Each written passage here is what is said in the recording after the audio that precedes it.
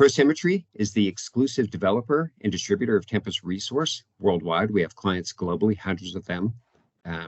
We are a scaled Agile platform partner. We've also been recognized by membership in the Gartner Magic Quadrant. We are ranked #1 in resource capacity planning in their critical capability study.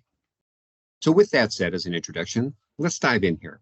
Today, I want to talk about smart capacity planning and how that really optimizes business agility and particularly LPM workflow.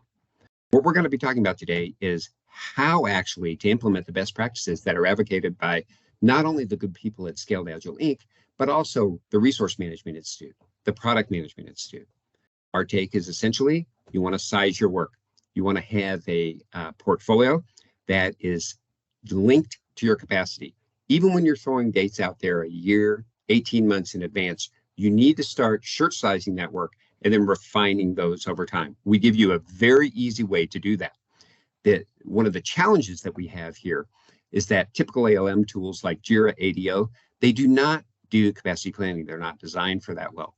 Guess what we don't do? We don't do ALM. They don't do capacity planning. So we marry these two approaches together, which means that your teams, while they're syncing up here with the portfolio function that is doing capacity planning, because that's how you align portfolio work, they're just quietly working away, pulling the next thing from your backlog, executing in their ALM tool of choice, whether it's Jira, ADO, and these concepts are entirely applicable to hybrid or waterfall delivery as well, if you're using PPM tools.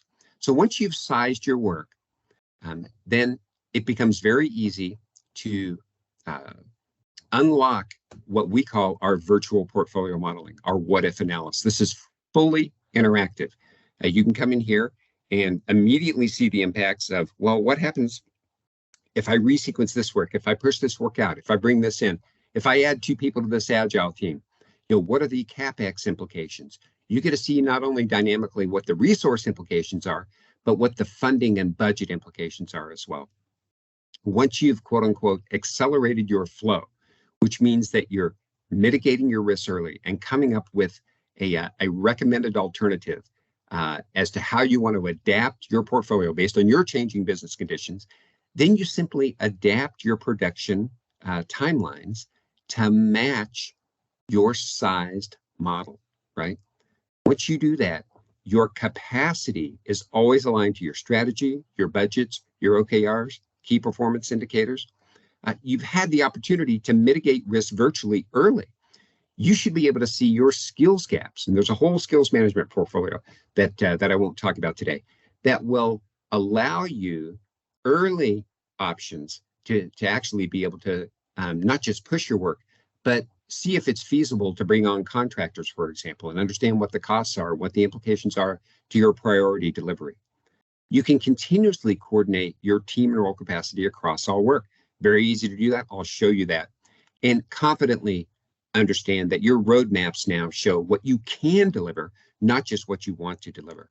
So let me pop out here real quick and sync this with best practices as outlined by Scaled Agile Inc. You can see here I'm out on the scaledagileFramework.com site, lean portfolio management, starting with that. Again, they advocate the best way to design your future is to make sure you're designing your future. It starts with roadmaps, right? Just lay them out on a timeline, tie them to your capacity. As you get closer, you refine those estimates and you make sure that you are estimating by team, and I would say team and role, right? It's teams that gate delivery. Of the hundreds and hundreds of clients that we have, less than 1% have fully cross-functional arts. It's challenging to find fully cross-functional teams, let alone arts. So it's important that we size our work from a capacity perspective by team. Our automation lets you size teams of different velocities from totally different arts, either by stories or by hours or by percentage, all on a common timeline, along with people like actual named resources and generic resources as well. And I'll show you that. But that's the next step, right? Then they talk about, hey, from a capacity planning perspective, your forecasting, you need to be able to do some kind of what if analysis. I'll show you that. That's exactly what we do, right? We allow you to go in virtually and do this in all kinds of creative ways without impacting your production environment. And then We allow you easily to coordinate your work up and down the portfolio chain.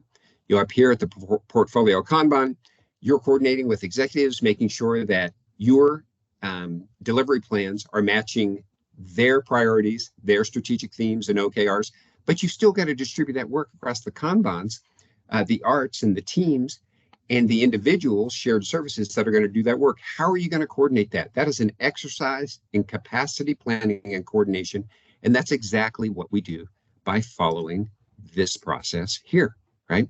So what do? We allow you to easily size the work. We designed this interface to look like Excel, very easy to adopt, but you can look at you can put people on projects, look at their allocations. Again, teams of different velocities from different arts. You can look at this by percentage, by FTE, by hours, story points, and the costs come along for the ride because people and teams have rates. So very easy to manage your costs here, as well as tracking your external costs and making sure these are aligned to your strategic themes and key performance metrics. Once you do that, you unlock the ability to actually come into a virtual portfolio, and you can have as many of these portfolios as you want. Product managers can do this, portfolio managers can do this. All of this work is coordinated behind the scenes. This is not like one single spreadsheet that people get into one at a time. This is a fully shared services environment, right? And it's fully coordinated. So anybody can be doing this, anybody that has permission to do this as well. And let's say that you're senior leadership in the manufacturing art. You can see, from a team perspective, I'm concerned about my inventory team. They're obviously over allocated for months at a time here. That's not going to work well. So what would happen if I was to go in here and look at the Barcelona project and move it out, right? We can immediately see that it's going to be providing relief to the inventory team. But what you might not realize is, oh, look at what I'm doing. Again, before that move, after that move, before that move, after that move. Look at what I'm doing to all these other interrelated shared resources that are needed to deliver that work. That's the advantage of doing this in a virtual environment. Very easy to do, always aligned with your priorities, whatever OKRs, et cetera. You can put as many of these assignment and alignment attributes as you want in here. Very easy to align and track this work. Again, from a financial perspective, you can look at this from a budget perspective. You can see who's over or under allocated based on how you're shifting and resequencing your work. If in fact you want to go in here and say, hey, what would happen if we were to actually include the Barcelona 13 project? You can see all the teams that are impacted by that. You can actually ask the integrated AI, a useful implementation of AI, I might say, and say, hey, when can we start this work?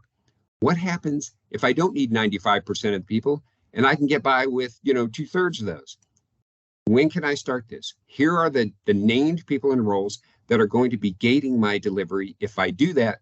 But I have the opportunity to start this 6 months earlier. This kind of analysis is just so helpful to organizations. Then when you come out to your production environment, again, you can look at this from an FTE perspective, cost, et cetera. You might want to organize this in a number of different views. Say, let's start with a strategy, OKR kind of view. Then let's look at the epics, projects, features that are going to be delivered here. So easy for program and portfolio managers to look at this across the board and say, why do I have any red here? This represents risks to my organization. You can then roll these up and produce the kinds of reports that show portfolio distribution.